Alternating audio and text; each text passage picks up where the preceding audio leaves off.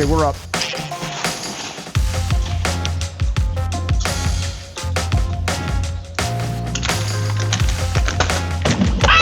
I'm back. And we're live. Okay.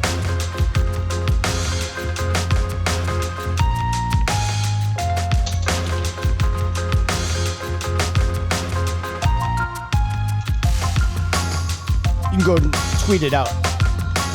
Yeah, it's not showing up yet. It is in YouTube. I got it in YouTube. Yeah, I'm refreshing I don't see right it now. on Facebook yet.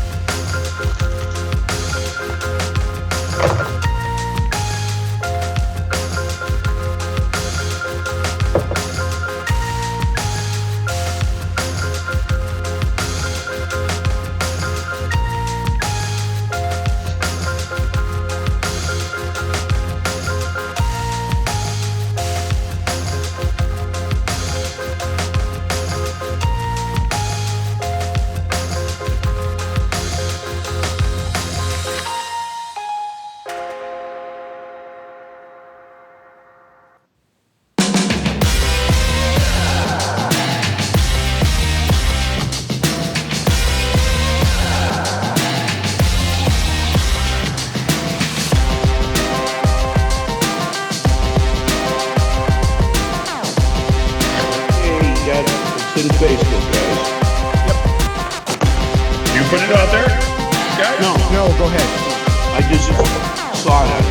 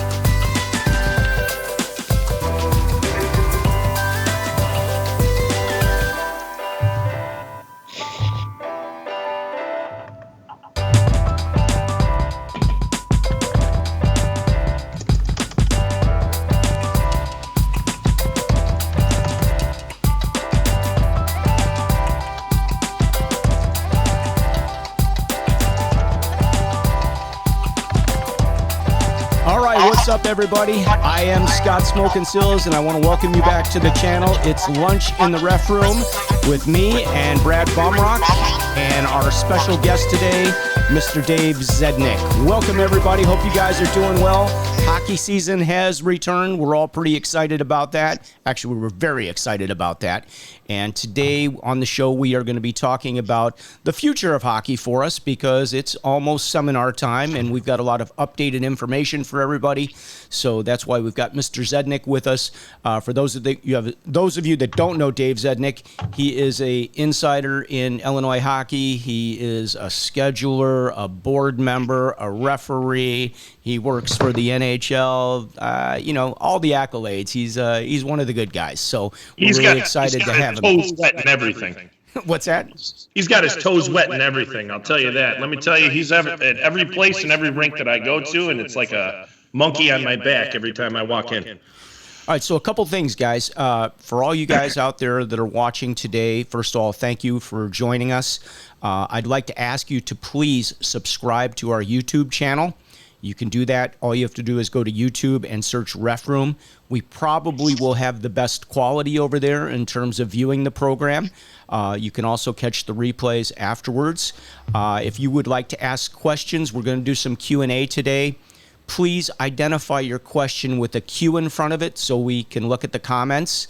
It's your show, so we'd love to talk about what you guys want to talk about, and we definitely want to take some questions and make you a part of it. So with that being said, we're going to get started, and we're going to bring in Mr. Zednik. So welcome, Dave. Thanks for joining us. My pleasure. I'm glad to be here and get some of the correct information out and stop the speculation. Okay, well, what are you referring to? What's the speculation that's been out there? Let's talk about these seminars. As far as seminars, what's going on? USA Hockey in the last 2-3 weeks have come up with it where most seminars are going to be virtual. You're going to have to register with USA Hockey, as you always do, and then you'll pick your seminar then. The seminar should be posted within the next week. We're just having problems getting everything put together. Because you'll say we have to put the virtual seminar together. You can take it out of state if you want to, but we're trying to gear our Illinois seminars to Illinois official. And so we're writing purposely for you guys. So you'll have some COVID information, you'll have the typical stuff. Level 2, 3s, and 4s will be all virtual. Level 1 seminars will be 2 weeknights, probably Tuesday, Wednesday before a skating seminar. So it'll be 2 hours each night. Then the following Saturday or Sunday, you'll have an hour's worth of ice, and that'll be your seminar. We think it's very good to have and very important to have the level 1s actually have face-to-face seminars and be with people so you get to know who they are and all that good stuff. So once we get these posted, you'll pick out your seminar. You'll also have to register with IHOA. The rates have been dropped. The fees have been dropped to $25 this year because of the COVID. And since it is virtual, we do have our costs in IHOA, such as Zoom, Skype, and all this. And to do it as a business, it's not cheap. So somebody's got to pay for it. Also, we have to buy ice for the level 1s. If we actually only had the level 1s pay their correct fee, it'd probably be almost $50 per level 1 official. And I don't think that's right. We've been all doing games for a long time. I don't think $25 is that big of a deal to do. So we are trying to save people money that way also. So Dave, we're trying to offset the cost of the level 1 officials that are going to get a virtual seminar. And then on top of that, our level 2, 3s, and 4s are getting a discounted rate at the same time. So we're just shifting our normal costs to everybody else, correct? Correct. So all helping out. The level 2s, 3s, and 4s are helping out the level 1s. Okay. All right, Dave, here's the big question. How many referees did we have last year? The last 2 years, the number has almost been stagnant as 1,430, of which we have somewhere skating between 800 and 900. We have a lot of coaches who take it. We have players who become officials and not ref one game. It just happens. You know what I mean? A father goes with his son, he pays for the seminar because he wants to do something with his son to know what his son's doing. And then, so he's an actual official, but he never works a game. And last year we had over 30,000 games that were AI games on the books. I'm not talking about the off the books, the different men's league games. That's fine. Johnny's in that. We probably have over 50,000 games in the state, in the Chicago area every year that are being refereed by under 1,000 officials. It's amazing. It really is. I mean, hats off to you guys for scheduling it, and hats off to all the guys that work all these games, because I don't think people really know how much work goes into it and getting there and, prepping and everything else and the testing. One of the things that we definitely want to do on this show is, I know the referees have been joining us, but we are truly looking for players, coaches, parents to come join us, because we'd like to share some of our experiences with these people. As a referee, there's always a lot of comments in the building and questions and things of that nature. But here's a really great forum for you guys to ask questions and find out why referees do things certain ways, or, why is that guy showing up late to my game? Well, because he came from a high school game, or he came from an overtime game, or whatever the case may be, things of that nature. I mean, there's a lot of work that goes into, getting from point A to point B when you're in 3 or 4 different rinks in a given day. And, we have traffic situations, we have games that run late, a Zamboni breaks down, whatever the case may be. So these are all things that go into consideration when we're doing these 50,000 games, people. So, we love what we do, and we're very dedicated. And I don't think everybody always knows how dedicated everybody in this group is with those 800 or 900 officials. So, Dave, basically this time of year, are we on par to get the same amount of referees back? Do you think we'll be able to increase? I know it's kind of early because we've really just opened up registration with USA Hockey in like the last month, I guess. But we do have some new things to talk about with that as well. So where are we at this point? Where will we go, with what's going on in the country right now or in the world? Well, that's the jackpot question right now. To be very honest, we really don't know. In doing our budget for our whole last year, we worked on whether we have 900 all the way to 1,500 officials. And we had to figure out, we don't know how many, because of this pandemic, how many people are going to come back and be officials, or even sign up to be officials, or want to be officials. So we honestly don't know what's going to happen. We don't even know when the games are going to be starting. You're seeing games now. Last weekend was the CCM tournament, the shuffle. It was on TVM. We assigned those games. We thought we were going to have a lot of problem getting officials to games just because of the situation now. And we actually didn't have problems getting. We had a lot of guys who wanted to work a lot of games. Just like us, we're excited to be back on the ice and doing something we all love. Absolutely. So, we really don't know how many. I think the big thing is, I figure most of the level 3s and 4s will return. Level 2s, possibly. Level 1s, we have no idea how many new referees we're going to get. No idea. This has always been, refereeing has always been an outlet for people who are unemployed between jobs to subsidize themselves. And so I see a couple fathers already, like, my son's a referee. How do I become a referee? I have time now because I'm unemployed. So we might actually get more referees that way. But until that happens, we don't know. We're looking at opening up registration approximately August 1st is our goal date, to be honest. It says on the internet right now on the website July 28th as of yesterday. I haven't checked it today. But to be honest, it'll probably be pushed back because of beta testing to make sure everything's running smooth. And we also have to have the people to teach these virtual seminars and also the ice time. So we're just waiting on that. So, Brad, I'm going to ask you the question, and that is, I know you guys had been asking for people to, prepare for teaching the seminars and that sort of thing. Is everybody pretty much on board that you've talked to, or do we have some guys that are kind of thinking maybe this is not the year for me to return with what's going on? Or, what are you hearing from your friends and your fellow officials at this point? From our constituents basis, there's a little good political term since we have a November vote coming up here. Well, that's when COVID goes away, doesn't it? That's what the internet says.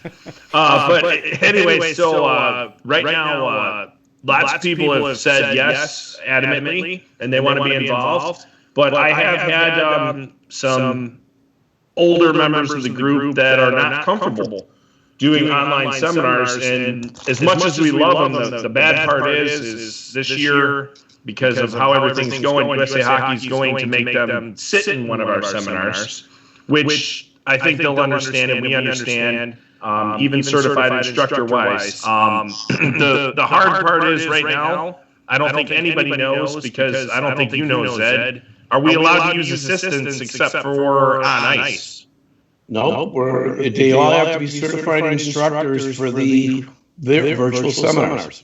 Yeah, so it's going to be a tough part for us, especially because we normally put on 18 or 19 events, and we use approximately, I think, 108 officials to put those on, and I think 58 of them are certified.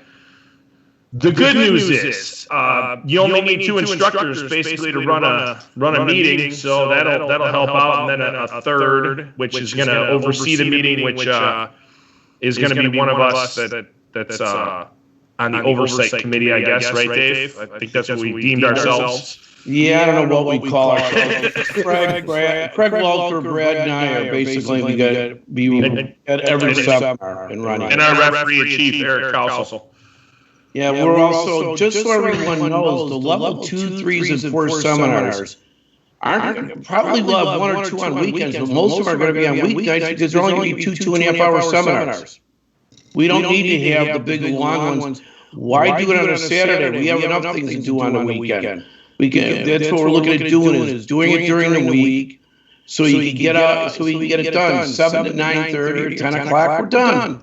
You got your seminar. Now, the one thing that's going to happen, there is going to be what they're calling a closed book test. When you complete your seminar, I will send in your attendance, and we're going to keep, it's easy to walk away from a computer, but we're developing ways to monitor who's at their computer or not by throwing little questions out there. That you have, say, 30 seconds to answer a question. You don't answer it, you're logged out. You're not at the seminar anymore. You took a walk on us. Yeah, I mean, so we're keeping an eye on it. There's no pee breaks, apparently. Pardon? There's no pee break. No, but if you send and say, hey, if I go to the washroom, I'll be right back, then we won't send out the question. But I agree with you. For us older officials, we do need those pee breaks every now and then, okay? Yeah, they try to cut the ice sometimes between at the end of the second period. It is helpful. Right. How do you make it through a game then, Scott? I'm just curious. Yeah, you go right before and you go as soon as. If you work with 4 officials in a 4-man system, the biggest hustle you will see during that game is who gets to the restroom first, okay? And it also depends on how long the game is. So that's right. You can make it. I'm really curious. I'm sorry. Okay, let me finish up on the test. Yeah. After I send in your attendance, you're going to get, the official will get an email from USA Hockey with a code that allows you to take the closed book test. I have heard, and this is why we're taking our time putting these seminars together, that you're going to have a 3-hour time limit to do it. So once you log in, you got 3 hours to take the test. Now that, let's put it this way. You got a rule book in front of you. Use your time very wisely, and you'll be able to answer the 50 questions easily in 3 hours. Dave, do you suggest using the PDF rulebook possibly on a second computer? I would think that would be a wonderful thing to do, to be very honest. Yeah. Just a hint. Hey, we have a comment that just came in from our friend Andy Hudson from St. Louis. I would like to bring that out here. Let me see if I can actually add this. Andy says, Brad Baum, it is my understanding that as long as one certified instructor is leading the Zoom classrooms, you can use non-certified assistants. That's how we are doing it with Missouri Ice Hockey Officials Association. So that comes from Andy. I'm going to revert that. Thanks for that, Andy. Yeah, you know what? I like to say, and actually, we're stealing Andy's idea for the level ones. Missouri came up with this where it's 2 weeknights and then on ice, and we're stealing it from them. It was such a great idea. There's no way not to invent the wheel. So let's just use their idea for it. Thank you, Andy. Nice. Thanks for that, Andy. Appreciate it. Yep. Thanks for watching, as always. And thank you. For those of you who didn't get to see Andy, Andy was on with us last week, and I apologize because we did have some technical issues with some audio. But Andy was a fantastic guest. We'd like to get him back here again. He does a lot for hockey in Missouri, and he was just a wealth of information. So it was a pleasure to have him on last week. And as we continue this, Brad, have you got questions for Dave with regard to what's going on? I know you're kind of in the loop on everything, but I'm just curious as far as the instructor thing goes, because a lot of the guys have helped. I know last year I had the pleasure of being able to help with the level ones with my broken leg and try to walk around and help during the class. But how do you become a certified instructor? What's involved in that, and how are those people chosen? Or is that a chosen situation, or is it something that you have to go to a class for? How does this work exactly?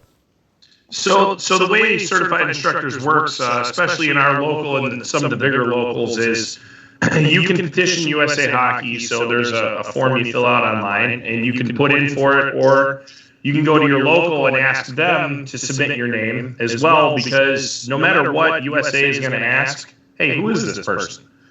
So you always want to be good with your affiliate and the local referee assigner group.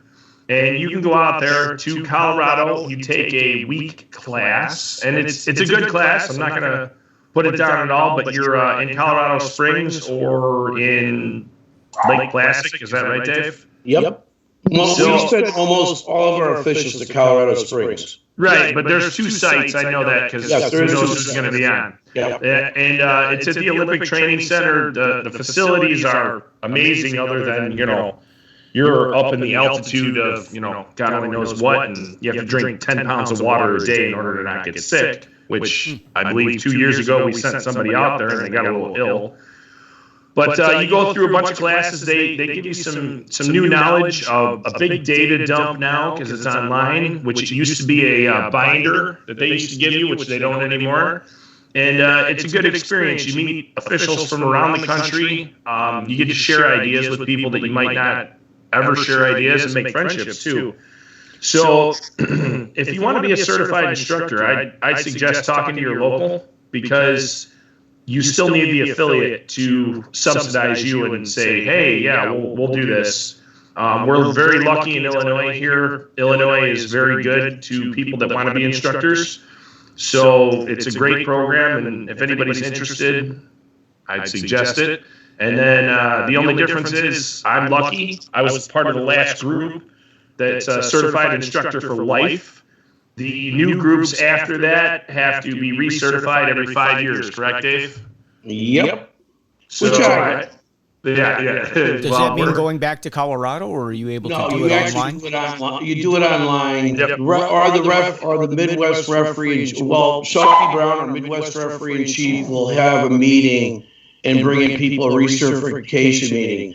To keep going what Brad was saying about how to become an instructor, I would suggest going to the RI referee in chief, submitting your name, but for years, we've taken assistant guys who've already worked in the program as assistant instructors to send out there.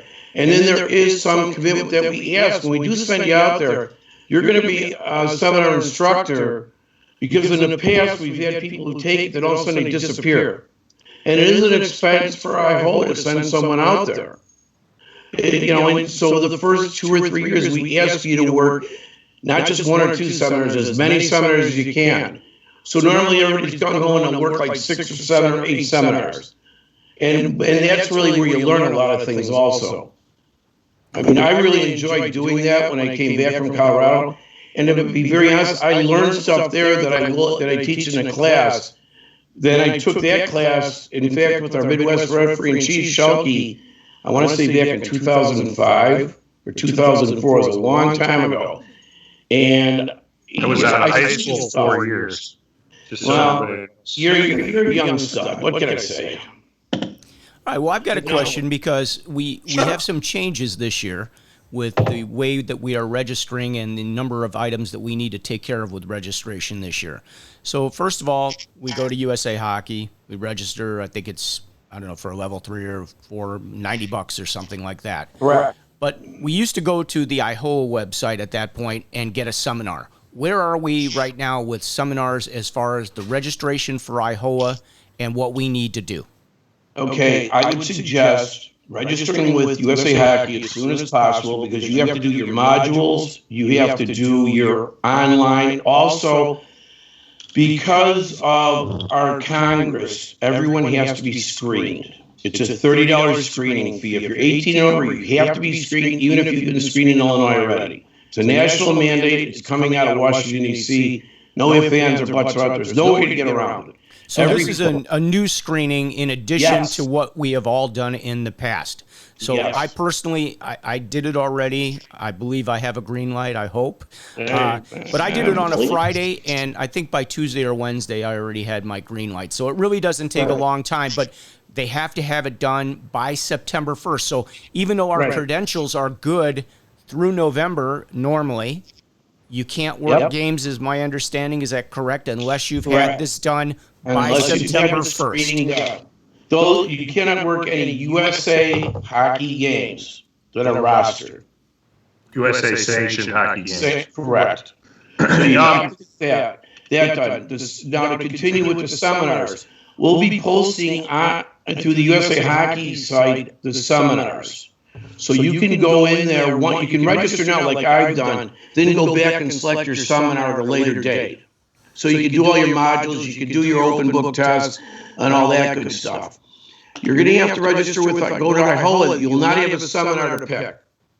You're just going to, all it's going to be is level and a generic 1, 2, or 3, or 4, just so we know what level, we know what level you are already. Since it's all $25, it really doesn't matter. And there will be no times or dates on any of those seminars. It's going to be there might be, we're still in discussions about that. There might be the actual seminars there, so we have our own copy of what people are registered for also. So you do that, and then you attend your virtual seminar. And we'll get notice back from USA Hockey, hopefully soon after that. You'll get your authorization to test, take your open book test, your closed book test, including all your art stuff, and you're a complete official. Dave, did you submit my my test yesterday on Monday?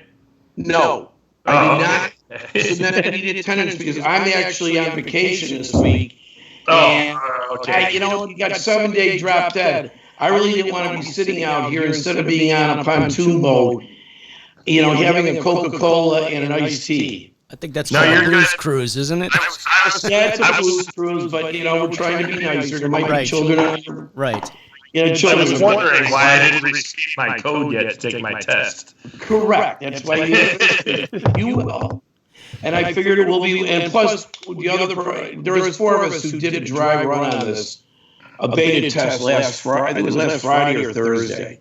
Wednesday. It seemed to go pretty good, but like I said, there's going to be bumps in the road. So we're trying to iron them out before we ever get there. I think the beta test went really well, and the registration process for USA Hockey to sign up for a seminar was actually flawless. Like we searched it after Dave created it, and we could see his screen and he created it, and no more than 30 seconds later, we were able to find it, sign up for it, and away we went. So it was good. I mean, kudos to them. Man, did a good job. It doesn't work that well. Yes, sir. It was good. Yeah, I know there's some comments on social media about, like just navigating the site a little bit can be a little tricky. So I'm glad to hear that they have that all lined up and it's easy to do. So what I'm going to try to do is send out an email once registration opens here in Illinois with a step-by-step process of what you should be doing. Because even for me, knowing the USA Hockey site, and being on a lot, it still took a little bit for me to find exactly what to do. So the good thing is you're good. The good thing is I can tell you underneath the USA Hockey website, as long as you highlight over the officiating tab at the top of the screen, that's where you need to go. It'll show you to go register for a classroom, I think it says, or something like that. It's all right there underneath that tab, and they actually separated it. You don't have to click 4 or 5 times. So it was good for me. I mean, normally I'm lost, but I finally found it this year. Okay, we have a question right now, but before we do that, I want to remind everybody again, please, if you're joining us and you haven't had a chance to subscribe yet to the channel, we are trying to move everything over to YouTube for the most part, so you can go to YouTube and search Ref Room. Please hit the subscription button, subscribe, and hit the notification button so that you can be notified when we do go live. So we need to get to 100 subscribers so that we can have a custom URL, something that's nice and easy to use, okay? So we can send you the link and make sure you guys can get to these weekly meetings we do. We do this every Wednesday. We do it at noon Central. And our next question comes from, let me put I'm this happy up to here. say we have Comes 3 from more subscribers. Stefan. For level 4s, is there going to be a skating test? It's a little hard for you guys to see there. Put that right No, there. there is no skating test. There'll be no ice for 2, 3s, or 4s. No skating test. Okay, so I'm going to ask the question here. If you take the level 4 this year and there's no skating test, Yes. you know, we have some guys that can't skate level 4. How's that going to work? Well, officially, Scott, right now, my fat ass can't skate level 4. So I've had 3.5 months off, and I haven't sat this long in a long time. But I'm sure Dave there, Bill, put me on a game to get my ass going, which will be hilarious for them too. And I wouldn't expect them to. You always have bands, even at the Mike Split Ice level. I always see you at the bands, Brad. So you don't have to worry. Well, Mike Split Ice is my awesomeness, except for full moon days. Yeah, Full moon is bad with my parents. Sorry, that says amen to Brad. Yes, absolutely. There's my best friend making fun of me. He's been making fun of me the whole time. So. Yeah, I want to say a special shout out to a few people. I know Gary was in the building. Jack Raslowski was checking us out. Pat Sullivan's here. Nick Levin. So Matt, to all the guys that are checking us out, we appreciate it. We are taking questions, and we have Mr. Zednik here who can answer a lot of your questions. Maybe we should talk a little bit about scheduling. Are you comfortable with talking about scheduling, Dave? Sure. I think the more information out there, the better for everyone. Okay. I think a lot of the guys ask the question, like, how do they get the better games? What do they need to do? Maybe you could give us a little rundown on how you guys, do you rank the officials in Illinois? Do you have these are our top 100 officials, or the guys that will wear the bands versus the guys that may not get the bands? And how does this work? I mean, what's like the background? You guys must have a meeting and talk about who's going to work what games. There's myself, Mike Nargi, and Bill Furman, our AHI assigner, and also TBM assigner. TBM is the site for non-USA hockey games. And by the way, every game being played right now is a non-USA hockey game because they are not issuing rosters. That's what's the difference between USA and non-USA, is the use of a roster. So since there isn't there, and as far as ranking officials, it's evident, pretty evident to anyone. You go out there and you see a guy skate, you know whether you can have the bands or not.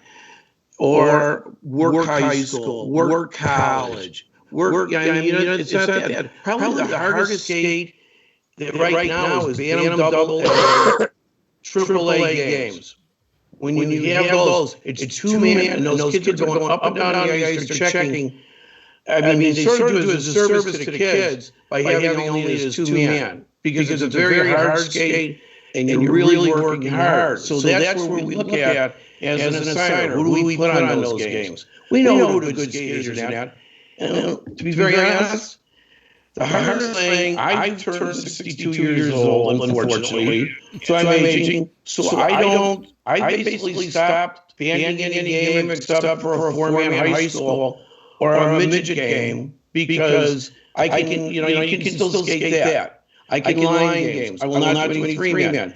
It's a self-evaluation process. I think it's the hardest thing for an official ever to do, to admit, I can't do that anymore.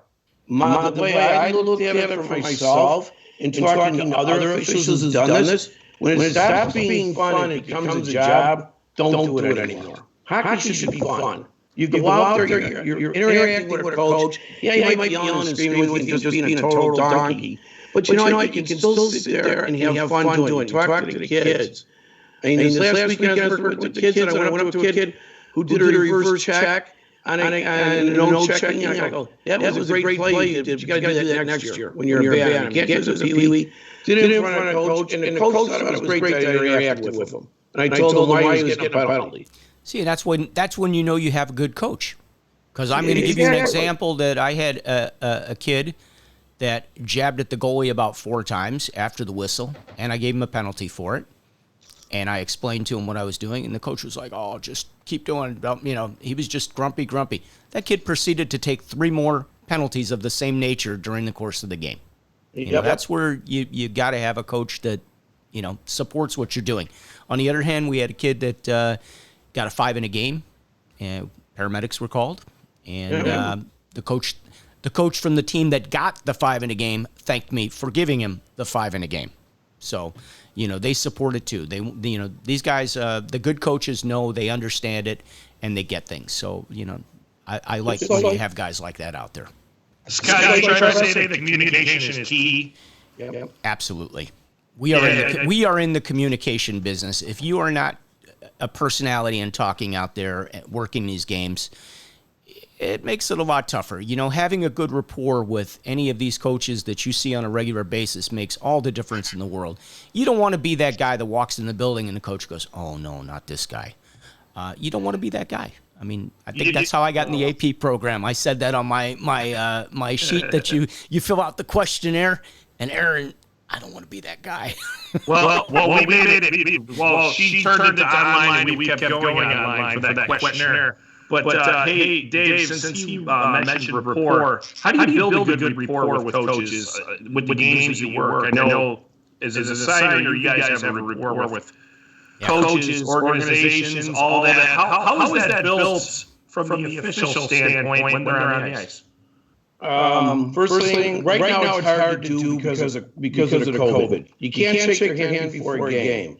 But you can still go up to them and say, "Hey, coach, how are you?" You know what I mean? Talk to them, how you doing? And that, what I was taught years ago, if you spend 2 minutes on one bench because it's your buddy coach on one team, spend 2 minutes on the other bench. Find something to talk about. Try to keep the same amount of time between the 2 benches, just so it doesn't look like you're the home referee. I know this guy isn't going to get every call. Yep. So you do that. You talk to them. You talk to the players. During there, they know what's going on. They're having a good time. They're out there having a good time too. So you talk to them, and I hate to keep going back to USA rule book, but there is something there that says officials are teachers. I have a big problem with officials who call a penalty and not telling anybody what the penalty is. Because what's going to happen is like you had with the one kid who was jabbing the goaltender. If he doesn't know what he's doing wrong, he's going to keep doing it wrong. So it's that first call and then telling everybody what's going on. That really helps. That's how you build a rapport. I think we've got a couple questions, so let's bring a few of the comments and questions up. Let's see. One, because I saw it come up already. Here's one. Anybody want to go to Minnesota this weekend? They have 280 games this weekend. So if you want to go to Minnesota, there's your invite, everybody. Somebody says there's echo. Are all you guys experiencing echo out there? Sounds pretty good over here. So there was echo at the beginning, but apparently it faded out because Mr. Razlowski is texting me during this and making fun of me. Okay, very good. So it must be on Brad. And his spacious, house. I think it's just the coughing. It's the COVID in the background from him every weekend. Yeah. All right. Allergies. Question comes from Blake. Blake Butler wants to know, are there going to be online Zoom seminars this season? I think we kind of covered that, Blake, but, yes, there are. And Dave, if you want to elaborate on that at all, please. All Illinois official fours are all online. Okay. And they are Zoom. And officials are going to have to do them on a computer, hopefully tablet.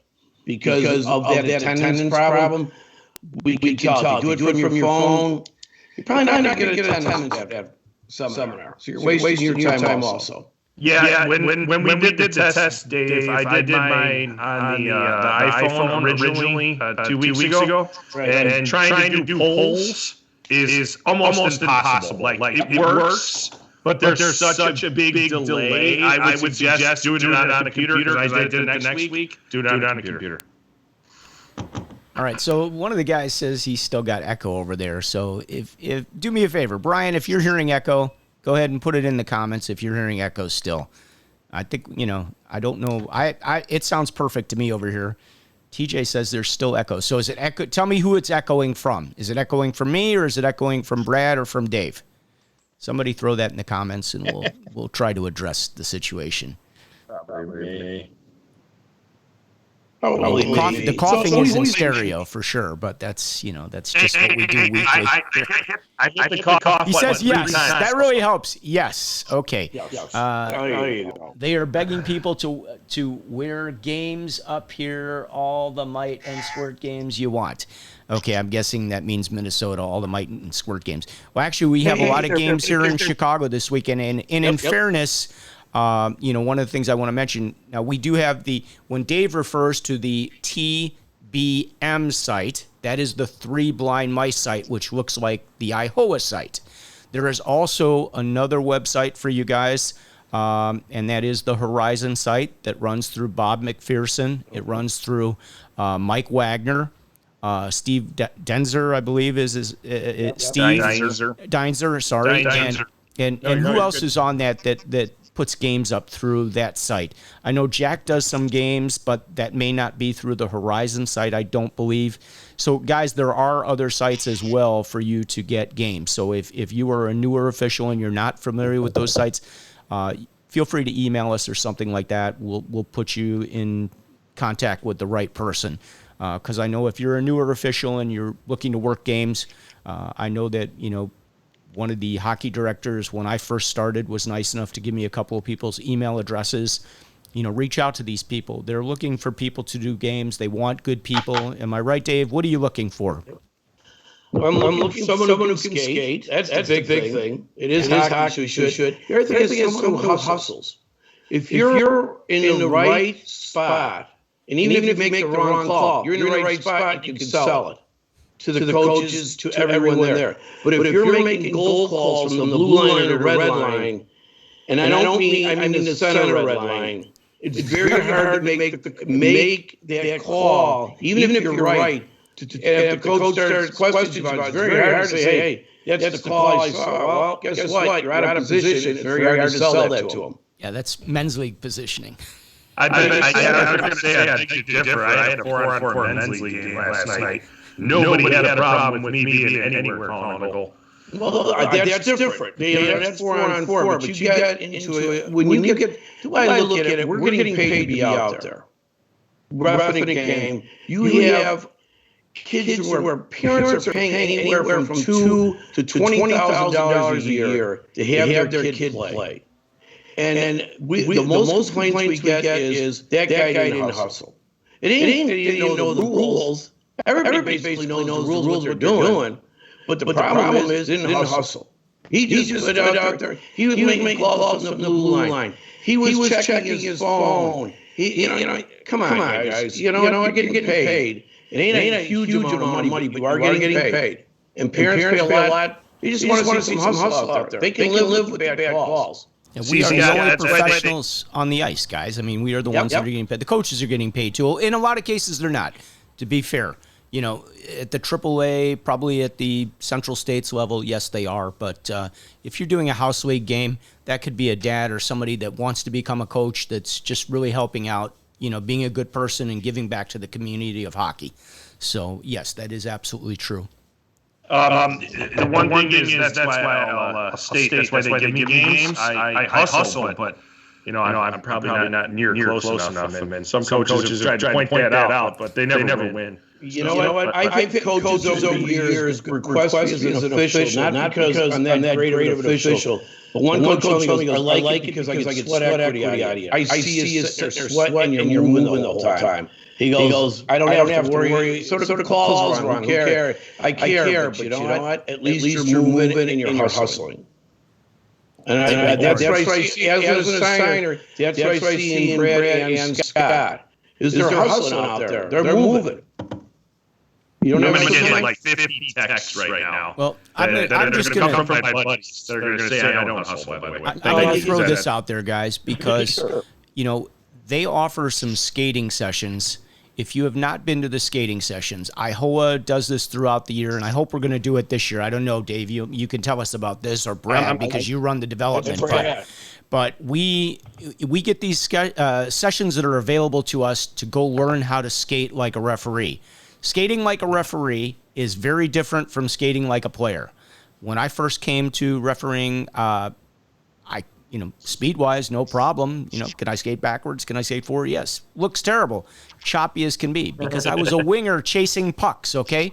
We don't skate like players anymore. So if you want to learn how to skate like a referee and learn edge work, I think edge work is probably the biggest thing for referees. That's going to give you the ability to be able to get up and down the ice with the least amount of effort so that you can continue to hustle throughout the game, and learning that edge work is critical. And I know we've had a number of instructors that have done a great job with that. Brad, I know you have done a great job with that. Jameson has done a great job with that. Aaron has done a great job with that. Gazzardi, Nick West, all these guys, everybody that's really been the guys that have been teaching these classes. I thank you for that because it really makes a difference. And I think if you guys work on this and hustle, you will find that you can really improve your skating, and that will improve your refereeing, and it will get you some better games because you're going to look better out there too. Hey, Scott, I think edge work is definitely essential. It's more essential to us surviving on the ice, not us getting up and down the ice. It moves us out of those tough situations as we get involved in play, which we try to stay out of as much as possible.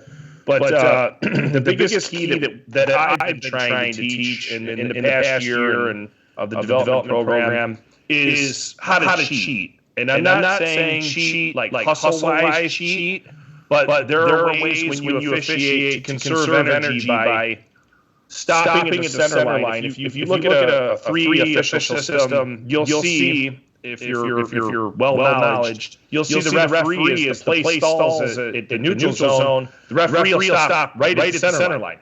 Because you can't get hit by the puck. Well, you can, but you're more likely not going to get hit by the puck. B, it allows you to take a rest during a play, because if you're busting up and down the ice 4.5 minutes, that 20 or 30 seconds is conservation of energy. So we teach you to cheat in order to conserve energy, and in a three official system, especially when you are chasing U16s, which U16s play the long way to the ice, U18s play the short way to the ice, and they check a lot, and they hold each other up a lot because they're smarter players. You don't have that many home run passes. As you learn that, you learn to cheat because you do want to be there for that call. And you want to make sure that you're close enough to the play and you're a zone behind. Now, I like to be half a zone behind, but that's me. It depends on your officiating and what you're comfortable with. But we try to teach you those skills and on the ice show you what we're talking about. It's easy to talk in a classroom or a Zoom meeting, but it's more difficult for officials because we don't get to get on the ice and practice. And when we get on the ice and I can physically stand here and say, this is why we stand here for a face-off, and then put people in front of you, people understand. So that's one thing that we're doing, and I hope all the clubs were very generous last year. I don't foresee that being an issue if we get hockey going normally. If we don't, Unfortunately, if everybody has some rollerblades, we can find a big parking lot and do some stuff. But other than that, I don't have a lot. Dave, do you have anything to collaborate on that? Did I miss anything? I don't think so. You've been overseeing it. Craig Welker's been overseeing it. I know all of AHI has and signers, so I don't think I missed anything. And again, Joe Gazzardi and Nick West have helped me a ton, and then Michelle Lichterman's been doing our social media. So we're trying to be out there as much as we can. I think you covered it all, Brad. Sorry. Went on a little. So, Dave, if you could give one bit of advice to any of the referees that are out there watching, what would it be? Hustle. Just hustle. Try as hard as you can. Good advice. It's good advice. I'm kidding. How about you, Brad? What would you do? Quit while you're ahead. No, I'm kidding. That's directed at me, I'm sure. Come over to the dark side, especially younger officials. 14, 15, 16, 17, you're still playing hockey. And I started at 16 on a bet. And my buddy said, oh, you went last year, and I've been doing it 21 years. And I love it more than I did playing. I don't know if it was because I was a bad player, but I don't think so. But shut up, Dave. The good thing about it is you get paid to skate. I don't care whether you're the best skater or the worst skater. You can develop skating as you officiate. And when I first came to officiating, I was not a great skater. I mean, Dave might still say that I'm not, but I'm a much better skater now than I was when I first started officiating. And that was because of Joe Prescott, Craig Welker, TJ Leggings. I can go down the list. Derek Martin. I mean, there's a lot of guys that helped us out along the way and made me a much better skater. And I was lucky. My dad understood the game, so I understood the game. I just couldn't keep up with it. And if you're looking to get some extra ice time and make a couple bucks, I don't see why you wouldn't officiate. It makes absolutely no sense. You get to pick when you want to ref. If you're playing, and who doesn't want to get on the ice? I mean, I was lucky enough to referee 4-on-4 men's league last night, and I had a blast. Even though I got yelled at the guy slashed the goalie, and I called a penalty, but it is what it is. All right, so here's a question for both of you. Would you rather have younger officials, or would you rather have the guys in their 40s coming over and starting to work the games that have been around the block a few times? Go ahead, Dave. To be honest, I love younger officials because you know what, they want to get out there and actually work the game and learn the game. You get the older guys. What are they doing mentally? They fall into the mentally trap where they just don't, like we said, they don't want to skate. They sit there. They don't want to do it. Younger kids want to go out there. They want to work the game. They want to hustle. They want to learn a whole bunch of stuff, and that's good for them. And I hope it does do a lot of good things. There's scholarships we give out every year to the seniors. You apply for it. We pick out 5 kids. Each gets $500. That's a pretty nice little scholarship for. It's a one-time scholarship, but at least you're getting something. But I mean, working with younger kids, I think is a great way to do it. What do you think, Brad? I'll take anybody from any spectrum of life. That was a big pushing point that the development program made this year. I didn't want to discriminate between young, old. If you're 80 and you get up and down the ice, I'm fine with that. If you're 80, you can get up and you can't get up and down the ice. Guess what? You can still come to classrooms and learn some stuff. And you know what? Maybe you'll work a mic game with a kid that can get up and down the ice and teach them something. I think development goes much further than just our younger officials.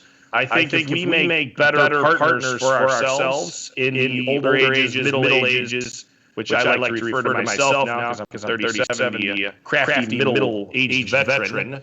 But the better partners that we can make, I think we're better off as an officiating community in a whole.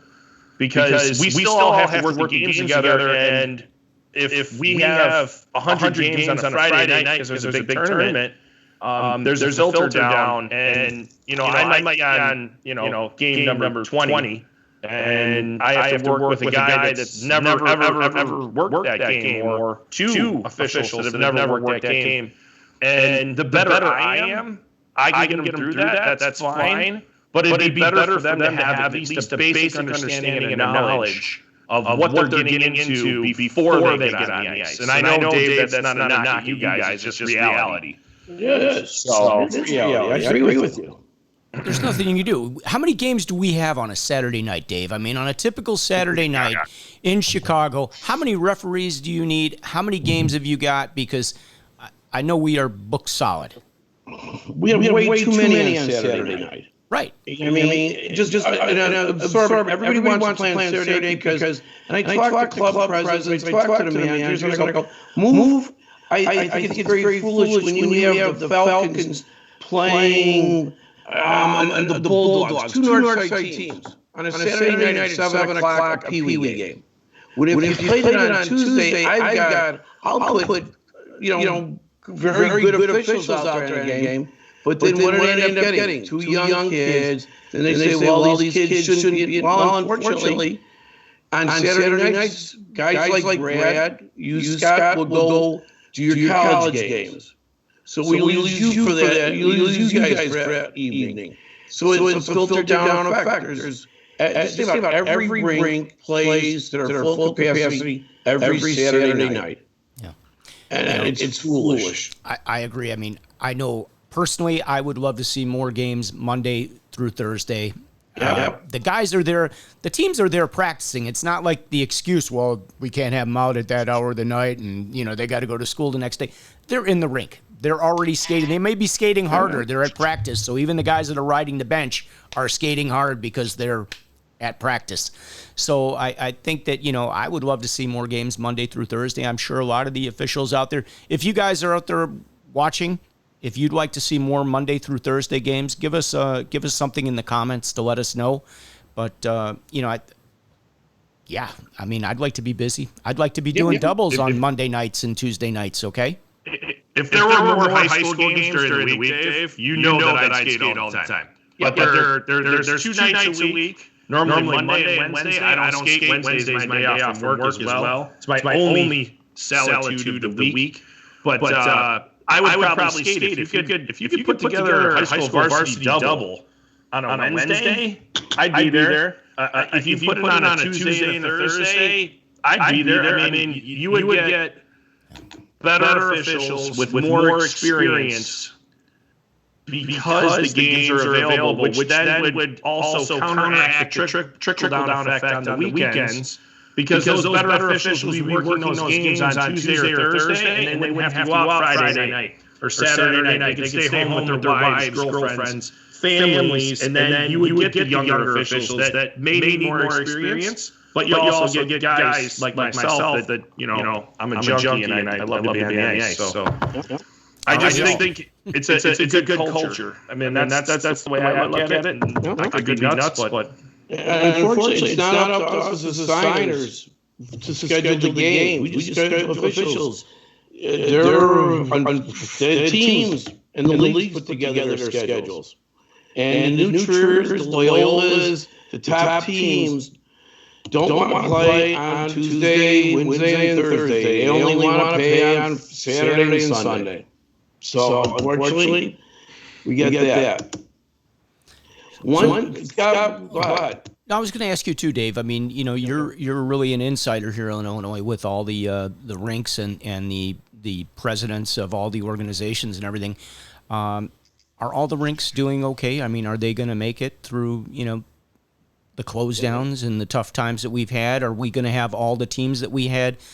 Are we looking at like a reduction this year, do you think? Or where do you think we're going to go from here? You know what? I know of two associations, not teams, but full associations that have not made any plans for the fall yet. They're waiting to see what happens. Then there are other ones that have been skating since when we were able to skate, May 26th or whatever was the first day you could actually do 3-on-3s and stuff like that. So I have a feeling everybody's chasing at the bit to do it, but they also want to do it the right way. Which leads me into another thing that I want to get into for all of us referees. Each rink is different for their own COVID policy. Me personally, what I'm telling everyone, and I've been doing myself, come to these rinks dressed. I know 2 rinks already, there's going to be no locker rooms in. Period, the end. This last weekend in Bensenville, I was doing mic games, and the kids were dressing out in the parking lot, right up in front, parents were carrying them in. They let us referees use the locker room, which I was really surprised. Yeah. Otherwise, no. And they're opening up the ring 15 minutes before your game. So, once you dress real fast, you might as well come most of the way dressed or on your skateboard on the ice. A lot of rinks are also making you sign hold harmless, some type of COVID policy as you get in there. So you have to do it. If you don't want to do it, then let us know. We won't assign any games.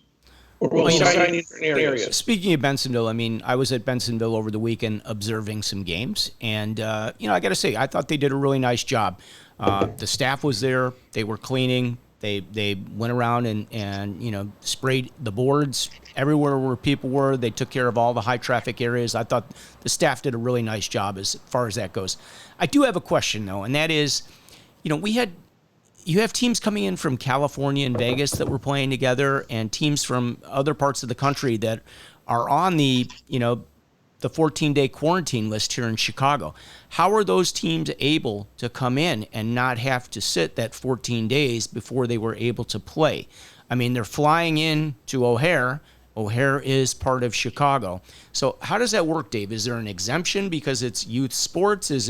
Are there some special circumstances? Can you elaborate on that at all? Well, as we saw, all these games this last weekend were in the suburbs. The quarantine is the city of Chicago and Cook County. So most of all these rings weren't in Cook County, and if they were, what I've been told are these teams, it's where you're staying. So if you're staying in a hotel out, Melrose Park or wherever, Elmhurst, and you're playing in Bensenville, your location is actually Elmhurst. So it isn't in Chicago, it isn't in Cook County. So now you can get away with not doing a 14-day quarantine rule. So that's how they got away with how they got around the rule that's there. It's mostly done for residents coming back. Interesting. Yeah. No, I mean, as we speak, I mean, in my industry, yeah, there are some new rules and subject to interpretation and how things work. I understand it. We're now possibly talking about Wisconsin on Tuesday being on that list as well. That'll be really interesting because, people go over the border for the weekends or whatever the case may be. So it'll be very interesting to see how that plays out. Anything else you guys want to cover today before we start to wrap it up? We're coming up on 58. I'm good, Scott. We got through 58 minutes faster than we've got through anything else, no offense. I mean, I love all of our other guests, but we got through it real quick. We're doing a running clock. We're 3:20 runnings here, okay? All right, guys. Well, first of all, Dave, thank you very much for joining us. Brad, always a pleasure. Guys, everybody that tuned in, we really appreciate you. Please go to YouTube, search Ref Room, hit the subscribe button, hit the notification button. You can certainly do it on the Ref Room on Facebook as well. We have the group and we have a page up there. So this way you guys will get the notifications. We will be back next Wednesday at noon Central. So we will look forward to you guys joining us. And we have a special guest next week. We will let you know who it is during the course of the week. So you got to check your Facebook page, okay? All right, guys. Anything else? Last minute closing thoughts, Brad? No, I am a meat potato. Just keep going. Dave? I want to thank you guys for having the Ref, having the site, and what you guys are doing to get the word out and inviting me to be here and at least getting out what is the actual truths out there. There's too much speculation going on. And to be very honest, if anybody wants to get a hold of me, I'm easy to get a hold of. I've got too many email addresses. And you guys, call me, whatever. I'll gladly answer any questions. At times, I tend to be too blunt. But you know what? Sometimes you got to tell the truth to people. No, we appreciate you because we do know that you do return emails and text messages or phone calls or whatever. So that goes a long way with us as well, and we appreciate all you do for Illinois hockey and coming on the show. We're really glad that you could come on and give us these updates because there are a lot of questions out there, and we want to make sure everybody is getting the correct information. So guys, get registered. Register with USA Hockey. Look for the link for IHOA. Get your background screening done. That needs to be done before September 1st. Start working on your modules. Start working on your open book test. And then we will get ready for our seminar and our online closed book test. The only thing we forgot to mention, Scott, is this is not a USA Hockey IHOA sanctioned event. No, it's so not. Our opinions are our opinions. That's right. So you want to give the legal disclaimer? Go right ahead. Yes, we are our own people. We are not sponsored in any way, shape, or form. So, yes, we will ask those tough questions you guys don't want to hear, and we will expect an answer because that's the way it goes, okay? So thanks for joining us, everybody. And thank you for all the comments, everybody. Appreciate it. We will see you next Wednesday, all right? Let's leave you with a little music on the way out of here. Take care, guys. We're going to wrap it up. We'll see you next Wednesday at noon. Have a great week, guys.